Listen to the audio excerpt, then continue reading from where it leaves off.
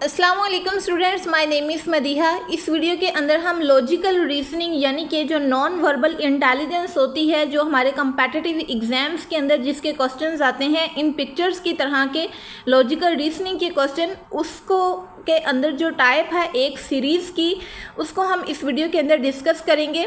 मैं आपको इस वीडियो के अंदर बताऊंगी कि सीरीज़ वाले जो क्वेश्चंस होते हैं उनको आपने कैसे हल करना होता है, किस तरीके से इस तरह का जब क्वेश्चन आ जाए तो आपने उसका आंसर कैसे ढूंढना है, क्या सीरीज़ चलती हैं, कौन कौन से पैटर्न इस्तेमाल होती हैं। तो चलें बगैर टाइम वेस्ट किए हम इसको स्टार्ट करते हैं। ये है हमारे पास पहले वाला क्वेश्चन। अब इसके अंदर जो आपको क्वेश्चन दिया जाएगा, ये जो प्रॉब्लम फिगर होगी ये आपका क्वेश्चन होगा, यानी कि ये क्वेश्चन की स्टेटमेंट होगी। जिस तरीके से हमारे पास एक एमसीक्यूज होता है, ऊपर एमसीक्यूज की स्टेटमेंट होती है और नीचे 4 ऑप्शंस दिए गए होते हैं और उनमें से हमने कोई एक सिलेक्ट करना होता है जो कि हमारा करेक्ट आंसर होता है।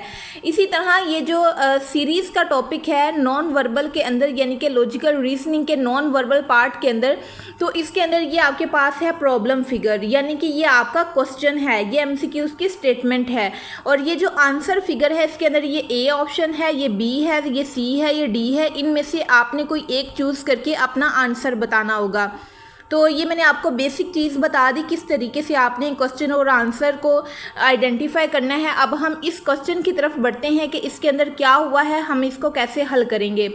अब सीरीज़ में होता क्या है कि इस एक शेप से ये शेप बनाई होती है, इसके अंदर थोड़ी सी मॉडिफिकेशन करके, थोड़ा सा इसको चेंज करके ये वाली शेप बना देते हैं। फिर ये सेकंड वाली शेप में वही उसी तरह की चेंजिंग करके ये वाली शेप बना दी जाती है।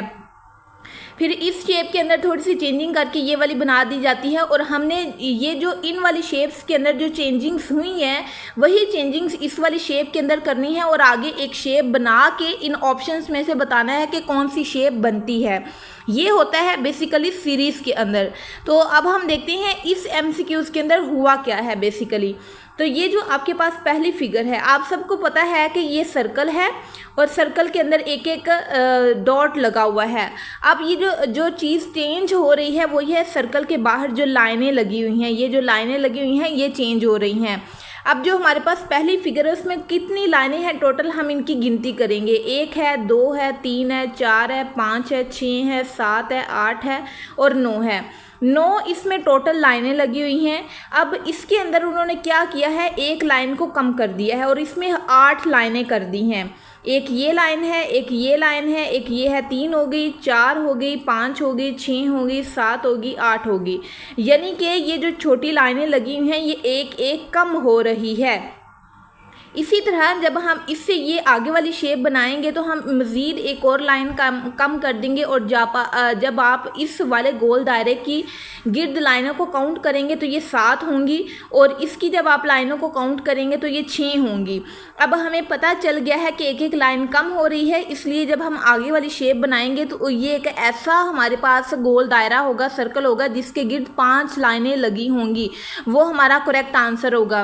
अब इसमें देखें किसके गिर्द 5 लाइनें लगी हुई हैं। अब ये वाला तो ऑप्शन हो ही नहीं ना सकता क्योंकि ये अंदर वाली लाइनों का पैटर्न ही नहीं है हमारे पास। ये जो क्वेश्चन है, ये जो हमारे पास इस तरह की फिगर हमने लानी है, यानी कि एक सर्कल होगा, दरमियान में एक ये वाला डॉट लगा होगा, तो ये तो हमारा आंसर बन ही नहीं सकता। इसी तरह ये भी आंसर नहीं बन सकता क्योंकि इसके अंदर डॉट लगा ही नहीं हुआ। तो ये 2 तो कट हो गए, अब बाकी बचे ये वाले 2। इनमें से हमने बताना है किसके गिर्द 5 लाइनें हैं, तो इसके गिर्द 5 लाइनें हैं, इसलिए हमारा सी वाला ऑप्शन ठीक होगा। पहला क्वेश्चन मैंने आपको डिटेल के साथ समझाया है ताकि आगे वाले क्वेश्चंस हल करने में आपको आसानी हो। इसका हमारा सी वाला ऑप्शन ठीक हो गया। इसी तरह आगे वाली शेप है, ये भी सीरीज़ का क्वेश्चन है। आपने एक ही क्वेश्चन को देखना है फ़िलहाल के लिए। ये है हमारे पास एक शेप बनी हुई है और उस शेप के अंदर ये एक शेप है ऐसे, इसको थोड़ा सा बड़ा करके ये बना दिया है और इसका साइज़ मज़ीद बड़ा करके ये बना दिया है, इसका साइज़ मज़ीद बड़ा किया तो ये बन गया। अब आप ये देखें, ये वाली जो शेप है ना, ये वाली जब हम इसको मज़ीद बड़ा करेंगे यानी कि खोलेंगे तो ये इतना ऐसे हो जाएगा, ऐसे, यानी कि बिल्कुल सीधी लाइन बन जाएगी। ये ऐसे था, जब हमने इसको मज़ीद बड़ा करना कोशिश किया, इसको थोड़ा सा पीछे किया, इसको थोड़ा सा पीछे किया तो ये सीधी लाइन बन जाएगी ऐसे, ये हमारा करेक्ट आंसर आएगा। तो इसलिए ये इसका बी वाला ऑप्शन ठीक है। इसमें थोड़ी सी आप लोगों ने कॉमन सेंस भी इस्तेमाल करनी होती है इन क्वेश्चंस को हल करने के लिए। अब हर एक क्वेश्चन के नीचे ना इसकी एक्सप्लेनेशन भी लिखी हुई है। The angle of each figure is gradually increasing so the answer figure it should be become a straight line, यानी इसका जो एंगल है ना, ये दरमियान वाला जो लाइन है, दरमियान वाला जो डिस्टेंस है, स्पेस है, ये ज़्यादा होती जा रही है, एंगल बड़ा होता जा रहा है। तो लास्ट पे इसका जो एंगल है वो इतना बड़ा हो जाएगा, यानी कि 180 का एंगल बन जाएगा। तो ये हमारे पास जो करेक्ट ऑप्शन है वो ये बी वाला ऑप्शन बनेगा। इसके बाद ये आगे वाला हमारे पास सीरीज़ का ही क्वेश्चन है, क्योंकि इस वीडियो के अंदर हम सीरीज़ के ही टॉपिक को डिस्कस करेंगे, तो सारे क्वेश्चन सीरीज़ वाले होंगे। अब इसमें हमने पहले ये वाली फिगर देखनी है। इसमें देखें एक आपके पास स्केयर है, लेकिन वो स्केयर जो है ना, ये पहले ऐसे होता है ना स्केयर, इसको उन्होंने थोड़ा सा रोटेट करके ना इसको इस एंगल को यहाँ पे ले आए, यानी ऐसे का स्केयर बनाया हुआ है, सिंपल नहीं बनाया हुआ, इसको थोड़ा से इस साइड को रोटेट करके पूरी शेप को ये वाला उन्होंने स्केयर बनाया हुआ है। अब ये देखें उस स्केयर का तो कोई भी रोला नहीं है इस क्वेश्चन के अंदर। जो चीज़ रोटेट कर रही है वो ये ऊपर वाला जो सर्कल है वो ये है। अब ये जो सर्कल है ना, पहले देखें इस जगह पे है, फिर अब ये इस जगह पे आ गया, यानी ये इस वाले लाइन पे आ गया, फिर ये मूव करके यहाँ पे आ गया, यानी कि ये यहाँ पे आ गया, फिर ये यहाँ से मूव करके यहाँ चला जाएगा। ये आप देखें यहाँ पड़ा हुआ है। तो जो आगे वाली शेप बनेगी वो यही सारी होगी, लेकिन ये जो छोटा सर्कल है ये मूव करके यहाँ पे आ जाएगा। तो अब ऑप्शंस में देखें ये वाला ऑप्शन हमारा ठीक बन रहा है, जिसके अंदर जो छोटा सर्कल है वो इस वाली जगह पे है। तो ये सिंपल एक जो छोटा सर्कल है वो रोटेट कर रहा है, क्लॉकवाइज रोटेशन हो रही है। आपको पता है जो हमारा क्लॉक होता है ना, ये दरमियान में एक लाइन लगी होती है, तो वो ऐसे घूमता है, ऐसे यहाँ पे 1 लिखा होता है, 2 लिखा होता है, 3 लिखा होता है, तो ये क्लॉकवाइज रोटेशन है। तो ये जो छोटा सर्कल है ये क्लॉकवाइज रोटेट कर रहा है ऐसे, तो इसलिए इसकी ये क्लॉकवाइज रोटेशन होगी और हमारा ये बी वाला ऑप्शन ठीक होगा। इसके बाद आगे वाला हमारा क्वेश्चन है ये 4th वाला, जिसके अंदर आप देखें ये जो 2 शेप्स हैं, एक है ये स्क्वायर और एक है ये सर्कल। अब आगे वाली शेप में क्या हुआ है, ये तो ऐसे ही रह गया, ये जो स्क्वायर है, लेकिन जो हमारा स्क्वायर है, जो हमारा सर्कल है, ये वाला जो है ये इस शेप में 2 हो गए हैं, इस शेप में ये आके 3 हो गए हैं और इस शेप में ये आके 4 हो गए हैं। अब आगे वाली जो शेप आएगी उसमें ये जो छोटे छोटे सर्कल्स हैं ये 5 हो जाएंगे, यानी कि यहाँ पे भी एक सर्कल ऐड हो जाएगा। यानी एक सर्कल पहले यहाँ पे 1 था, एक ऐड हुआ 2 हो गए, फिर यहाँ पे 3 हो गए, यहाँ पे 4 हो गए और आगे वाली शेप में क्या होंगे, 5 होंगे। एक ये चीज़ हमने देखनी है और दूसरी चीज़ जो हमने देखनी है वो ये है कि ये देखें एक स्क्वायर है वो टेढ़ा पड़ा हुआ है, लेकिन यहाँ पे वो बिल्कुल सीधा पड़ा हुआ है, यहाँ पे वो टेढ़ा पड़ा हुआ है, यहाँ पे सीधा पड़ा हुआ है। तो जो आगे वाली शेप आएगी उसमें वही स्क्वायर होगा, लेकिन वो ऐसे टेढ़ा पड़ा होगा जिस तरीके से ये है। यानी कि ये आल्टरनेटिव सीरीज़ के अंदर है, यानी एक दफ़ा टेढ़ा है, एक दफ़ा सीधा है, एक दफ़ा टेढ़ा है, एक दफ़ा सीधा है। तो हमें आंसर मिल गया कि जो आगे वाली शेप आएगी उसके अंदर 5 सर्कल होंगे और जो हमारा दरमियान में ये स्क्वायर है ये टेढ़ा होगा। तो ये 5 सर्कल देख लें किसके अंदर हैं, एक इसके अंदर हैं, एक इसके अंदर हैं। तो इन दोनों में से हमारा कोई एक ऑप्शन होगा। ये तो हमारे गलत हो गए ना, क्योंकि हमें 5 छोटे सर्कल चाहिए। तो जो हमें अंदर वाली चीज़ चाहिए वो हमें टेढ़ी चाहिए, तो वो टेढ़ी इसमें है, तो इसलिए ये हमारा सी वाला ऑप्शन इसका ठीक आंसर होगा। बेसिकली यहाँ इस वीडियो के अंदर मैं आपको सीरीज़ का कॉन्सेप्ट बताने की कोशिश कर रही हूँ कि सीरीज़ के अंदर होता क्या है।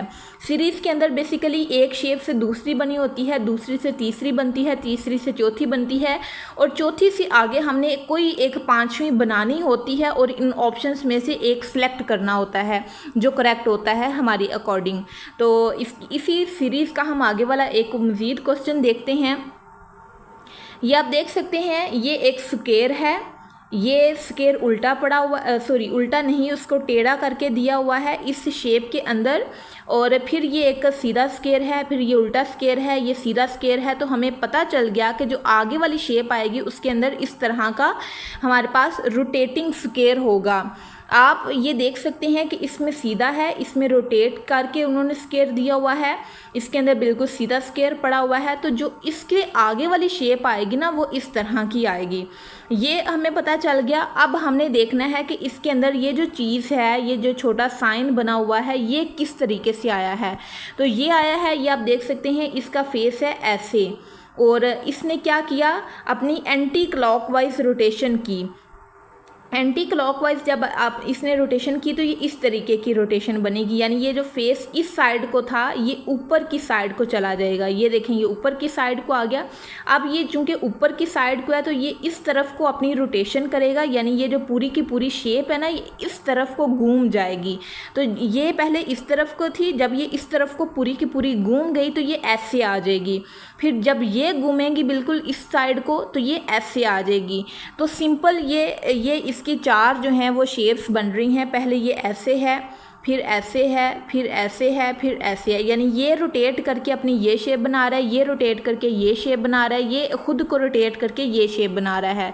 तो जब हमने लास्ट पे देखा कि ये जो इस साइड को है, जब हम इसको रोटेट करेंगे तो ये इस साइड को अपनी शेप बना लेगा, ये वी इस साइड को आ जाएगा। और दूसरी हमने पहले क्या देखी थी कि ये जो स्क्वायर है, ये जो बाहर बना हुआ है ये वाला, ये सीधा है तो आगे वाली शेप में ये टेढ़ा होगा, ये ऐसे होगा और अंदर शेप ये ऐसे पड़ी होगी।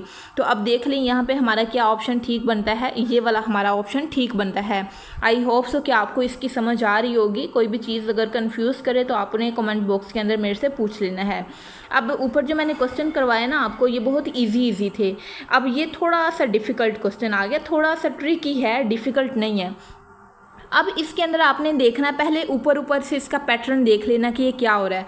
अब ये देखें, सारी शेप्स के अंदर ना एक वो है सर्कल और दरमियान में लाइनें लगी हुई हैं। रोटेशन कहाँ पे हो रही है, इस डॉट की और इस एरो की, इन दोनों की रोटेशन हो रही है। बाकी सारी चीज़ें वैसी की वैसी हैं। तो हम इन्हीं की रोटेशन को देखेंगे। इनकी रोटेशन में क्या हो रहा है कि ये जो आप देखें, ये जो डॉट है ना ये इस कोने पे मूव कर गया है, ये देखें यहाँ पे आ गया, और ये जो है ना क्या से कहते हैं एरो, ये यहाँ पे आ गया। यानी कि सिंपल ये दोनों ऑपोजिट डायरेक्शन में मूव कर रहे हैं। यानी ये जो हमारा डॉट है ये इस साइड को मूव कर रहा है, और ये जो हमारा है एरो ये इस साइड को मूव कर रहा है। अब ये दोनों एक एक इस साइड को मूव किए तो ये वाली शेप बन गई। अब इस ये जो है ना आपके पास एरो, इसने आना है इस साइड को। तो इसने क्या किया कि एक और एक लाइन छोड़ के इसने आना था यहाँ पे, लेकिन ये इसने ये वाली जो तीसरा लाइन है ना इसको छोड़ के इसने यहाँ पे आ गया। तो इसी तरह ये जो डॉट है इसने आना था हमारे पास यहाँ पे, लेकिन ये यहाँ पे नहीं आया, इससे आगे वाली लाइन पे आ गया।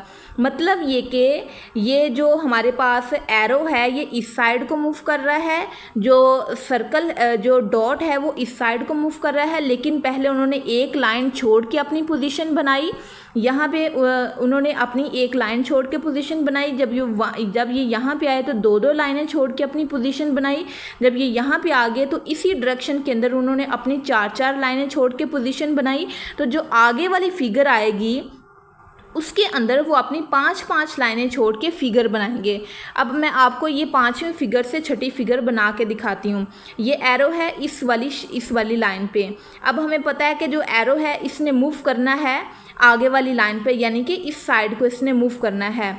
अब जब ये इस साइड को मूव करेगा तो ये 5 लाइनें छोड़ेगा, 1 छोड़ी, 2 ये, 3 ये, 4 ये, 5 ये, यानी कि ये जो जिस जगह पे डॉट है ना इस जगह पे आ जाएगा हमारा एरो। ये इसने 5 लाइनें छोड़ के यहाँ पे आ गया। और अब जो हमारे पास है डॉट, ये 5 लाइनें इस साइड को छोड़ेगा, 1 छोड़ी, 2 छोड़ी, 3 छोड़ी, 4 छोड़ी, 5 छोड़ी, तो ये यहाँ पे आ जाएगा। यानी कि जो हमारी डायरेक्शन बनेगी वो ये वाली होगी, यानी यहाँ पे एरो होगा और यहाँ पे ये डॉट होगा। तो अब देखते हैं हमारे आंसर्स के अंदर ये चीज़ कहाँ पे लिखी हुई है। तो जो हमारे आंसर्स हैं उसके अंदर है ई वाली शेप के अंदर। ई वाली शेप के अंदर ये हमारा करेक्ट आंसर बन रहा है, यानी ये जो एरो है ये बिल्कुल इस साइड पे आ गया है। और ये जो डॉट है जब इसने अपनी लाइनें छोड़ी, 5 छोड़ी, 1 छोड़ी, 2 छोड़ी, 3 छोड़ी, 4 छोड़ी, 5वीं, तो ये 5वीं शेप यानी जहाँ पे एरो था वहाँ पे आ गया डॉट, और जहाँ पे डॉट था वहाँ पे आ गया एरो। यानी ये इस वाली शेप से उन्होंने अपनी आगे वाली सिर्फ जगह बदली, फिर एक लाइन छोड़ के अपनी जगह यहाँ पे बदली, फिर एक दो लाइनें छोड़ के अपनी जगह यहाँ पे बदली, फिर तीन तीन लाइनें छोड़ के अपनी जगह यहाँ पे रोटेट की।